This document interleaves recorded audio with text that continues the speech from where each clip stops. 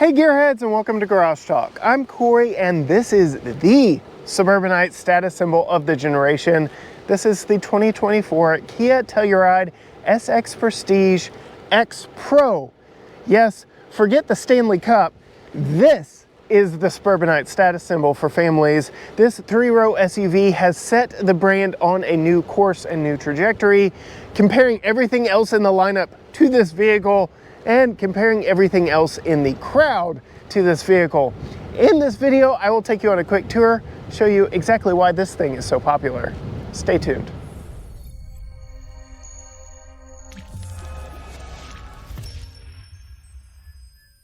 Huge thanks to Kia for bringing us a Kia Telluride in this top trim SX Prestige X Pro trim. We'll get into all that here in just a moment, but this really is the de facto vehicle for Kia. Everything in the lineup has been compared to this. The new Kia Seltos Subcompact is the baby Telluride. The new Kia EV9 electric three-row is the electric Telluride. This vehicle has set the brand on a new trajectory because it's so popular. It's hard to believe that this is only its 5th year in production. This vehicle was introduced in 2020, that weird year, but ever since then, Kia hasn't been able to make enough of these. And well, let's get into exactly why. First and foremost, under the hood. Under the hood of this, you won't find a turbocharged small displacement engine. No, you'll find a naturally aspirated V6, which is something we're actually seeing die out in this segment.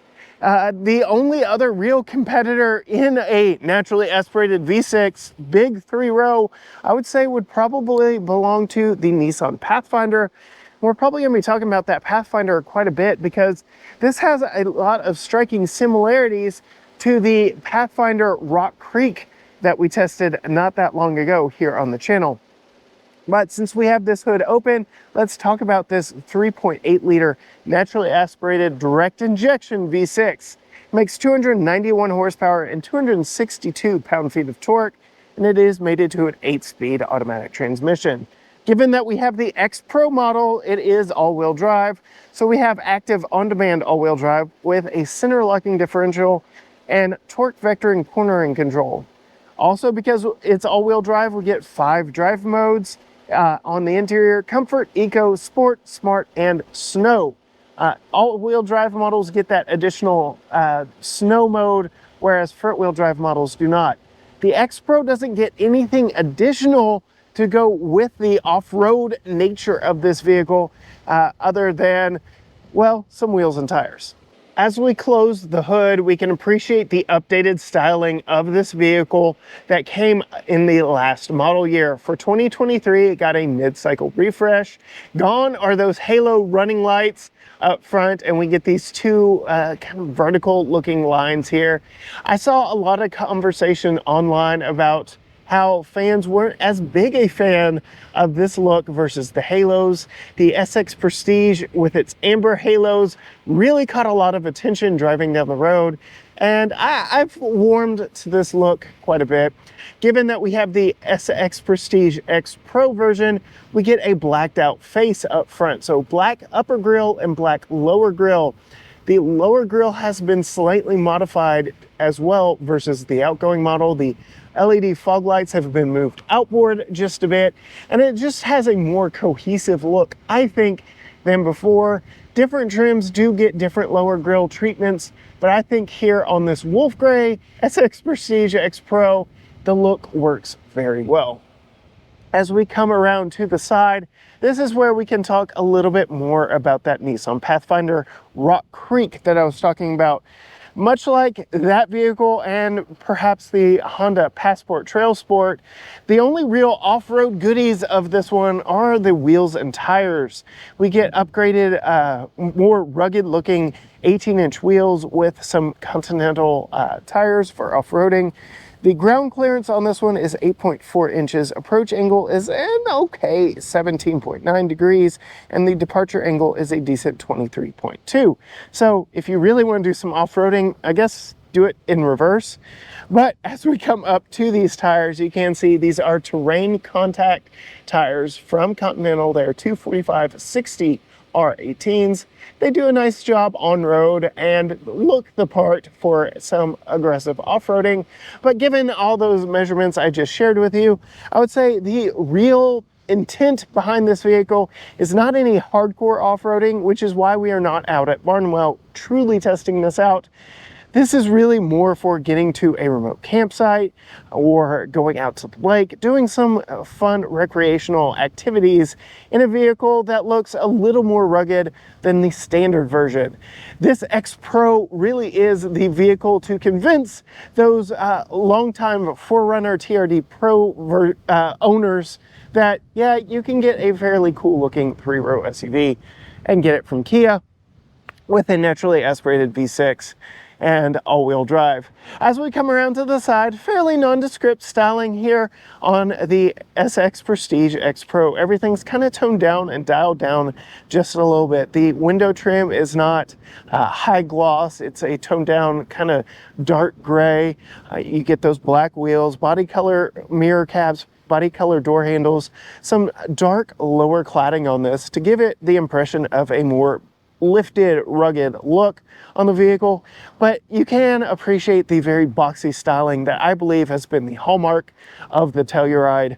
Another interesting design feature I'm going to bring you in close to see, because other brands have started mimicking it, including Mercedes-Benz, is that little design line just along the window line right there.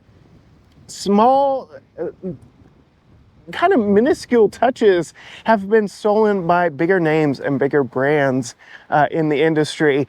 This vehicle not only has changed Kia's trajectory, but has changed SUV styling across the board with its popularity. As we come around to the back, I do appreciate over the introductory models that we have updated lighting here. You can see the tail lights are actually the tail lights and the brake lights and the turn lights. Yes, they do everything, but it's better than being located down in the bumper. 2020 models really had a funky look with the turn signals down in the bumper. Here, everything is located to those big brake lights, turn signals, everything there on the corners, exactly where you would expect them. Unlike the front where we get a lot of black work, here we get a lot of brushed metal look back here. The new Kia badge, the new Telluride name. Telluride is no longer spelled out across the hood. We only get it spelled out across here on the tailgate, which I still think is a rather classy look. And then we get this X Pro badge back on the back. I can't show you now because I do have the vehicle running, but this does have the smart key access system that allows you just to walk up with the proximity key in your pocket back behind you or behind the vehicle. It'll beep a few times and then it will open. But since I have the vehicle running, it is not going to do that. I'm just going to open it the normal way. This also does have the automatic key detection so that when you walk away, the hatch will automatically close for you as well. As we open up the back, competitors like the Toyota Grand Highlander are really coming after this vehicle. You can see this has a very nice cargo compartment back here in the back. Very big, very boxy. The SAE rates it at 21 cubic feet of space behind these rear seats. If you fold the 60/40 third row down, you get 46 cubic feet. Fold all rows down and you get 87 cubic feet. Those numbers are close when compared to the Grand Highlander, but the Grand Highlander does best it in all measurements. We do get some hidden underfloor storage here as well. This is also where the sunshade is stored, which is a nice touch.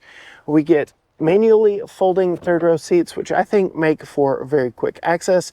We do get power folding second row seats here, so I can fold those seats down and have all of that cargo space open to me very nicely and easily right here.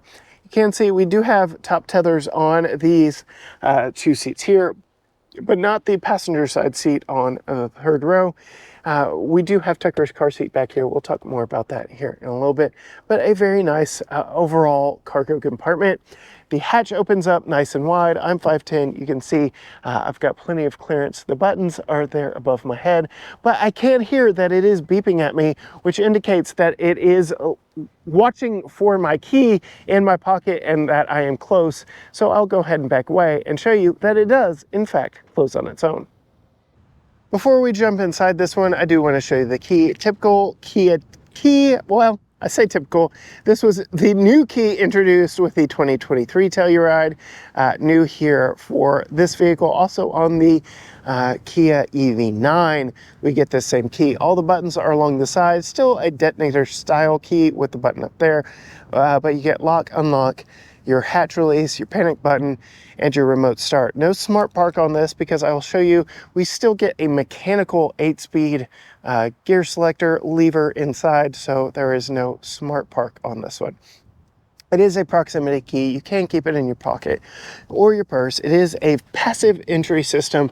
You can see you can lock it right there and unlock it by pushing or tapping on the back of the door handle. That is only on the front doors, not on the back doors. So if you've got a kid, you're going to be tapping the back of the front doors to get in first before coming around. Up on the front doors, we get this imitation wood. That is a nice look. I think Kia does some of the best imitation wood. You're not going to fool anyone. It is obviously fake, but it is a premium look, unlike some other very obviously fake.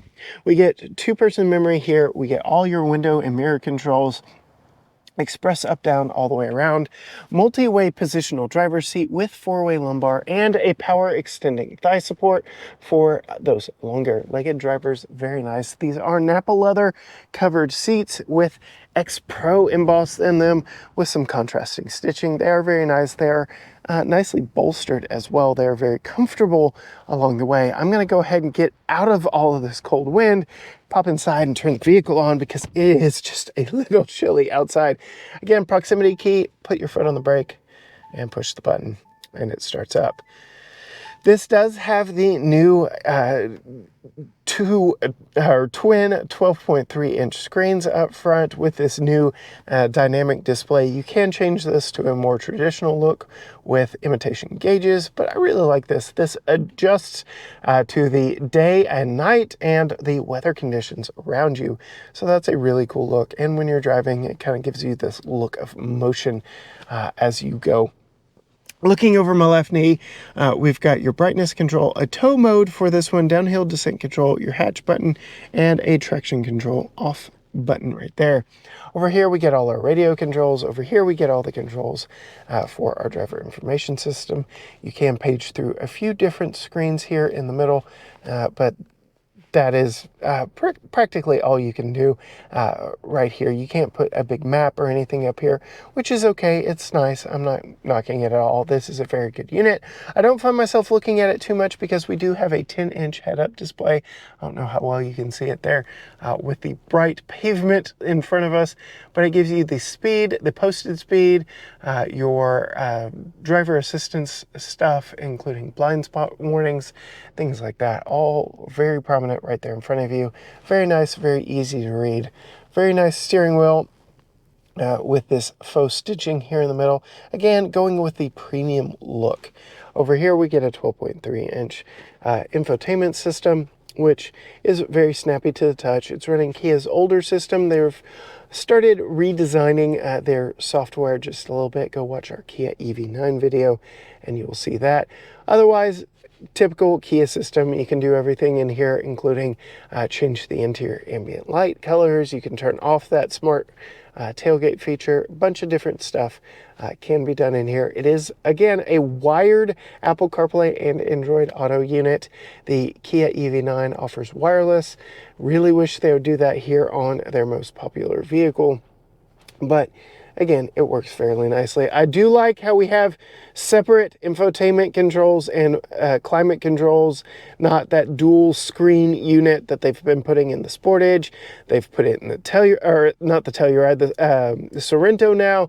They're putting it in everything. It's in the EV6, and this is better. Just give me dedicated buttons all the way across the board. We do have tri-zone automatic climate controls in this, which is really nice. Heated steering wheel, heated and ventilated front seats. They don't remember where they were set every time you get in the vehicle, but I guess that's okay. We do get quite a bit of gloss black here in the center section.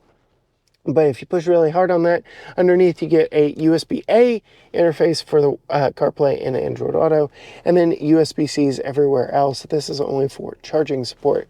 There is a Qi wireless charger down here as well.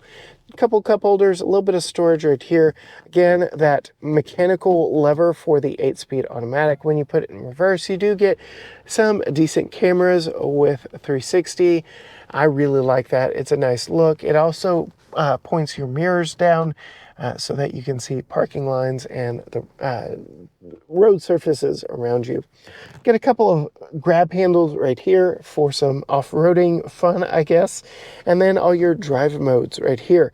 Nothing mechanically is different about this X Pro versus all other trims. You can listen to our interview with Kristen Shaw and Jill Simonillo. They took the Hyundai Santa Cruz through the Rebel Rally 2 years in a row now, and Hyundai is the parent company of Kia. The Koreans don't really have an off-road culture, so they really are dipping their toes into the water with this, leaning on the American side of the business to really inform the brands as to what to do.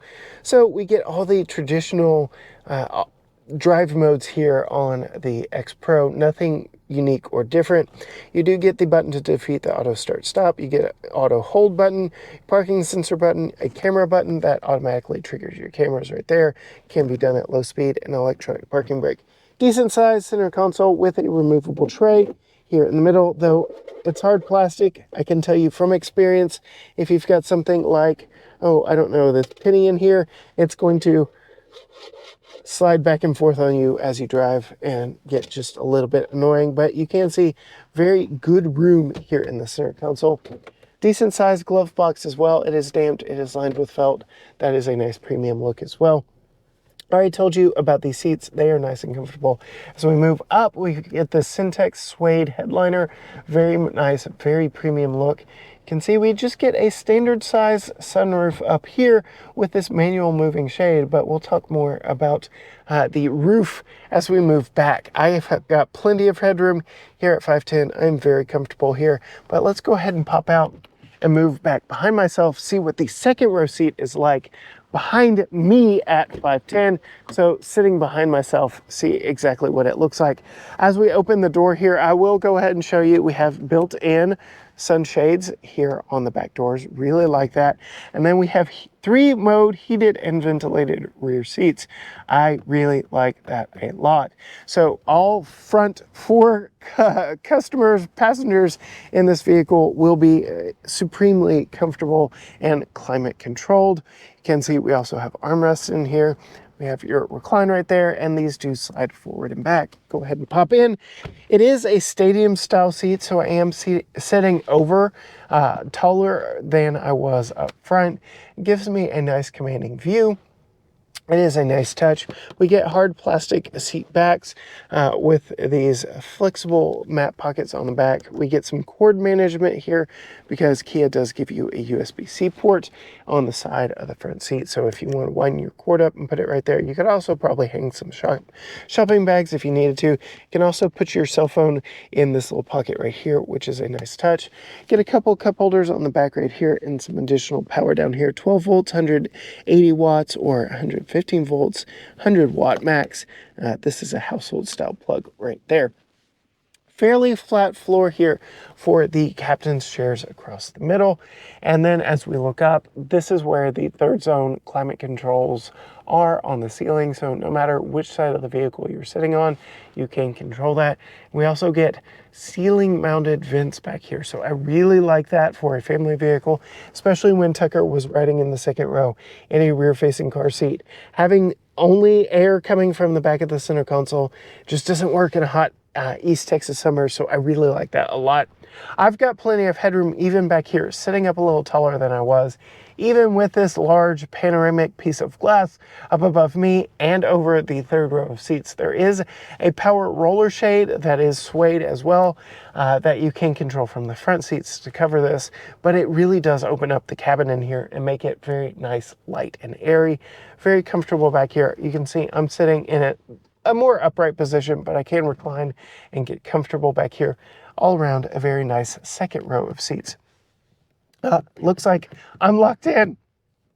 We've got child locks in place here, so go ahead and turn those off from up front. I should have caught that earlier.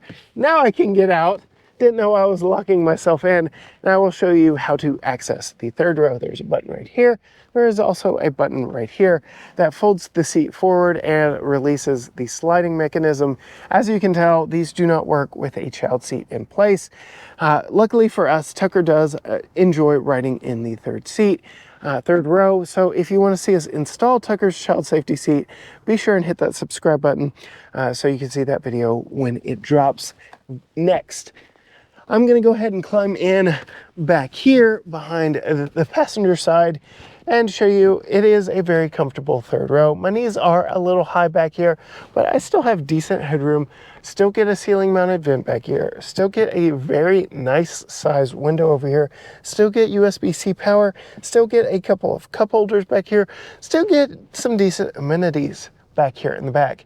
Now, Kia does have a third seat belt back here in the ceiling. I really don't see 3 people sitting back here unless they are small children.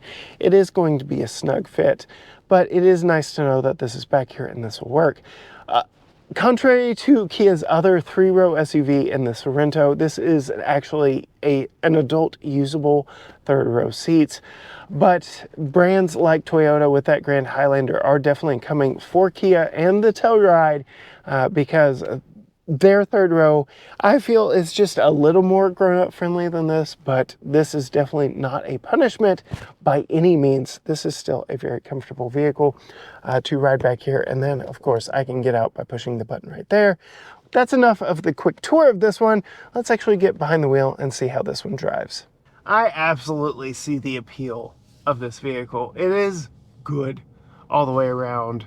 It is not excellent all the way around. It is good all the way around. It was really good all the way around. The V6 is good and decent, though even with this 8-speed automatic, sometimes does kind of leave you wanting for power. But for the typical commuter, it's good enough. And there's no turbo lag because it's a naturally aspirated V6. It's just the gearing wanting to find the right gear. But this isn't a sports car. This is a big 3-row SUV, and it is a big, comfortable 3-row SUV. Even as I get out here on these curvy East Texas back roads, this is a completely fine vehicle to drive around. It is soaking up all the bumps. Everything that makes this a good off-roader really translates to soaking up imperfections in the pavement on the road, which makes this a very comfortable vehicle to own and to drive. You will pay a penalty in road noise from those off-road tires, and you will also probably pay a penalty when replacing them, and on fuel economy. If the rugged off-road look just isn't for you, skip the X Pro, just get the SX Prestige, get the X Line, which kind of has some of the same blacked out treatments of this X Pro, but is geared more towards on-road driving, because that's really what this vehicle is best at.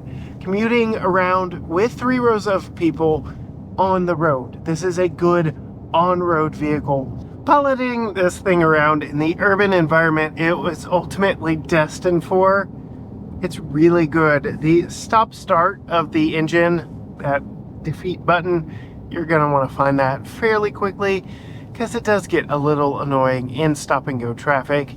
This does have adaptive cruise control with stop and go, and it does have an alert to let you know when the vehicle in front of you has started moving, just to, again, alert you to the urban environment around you. Let's see.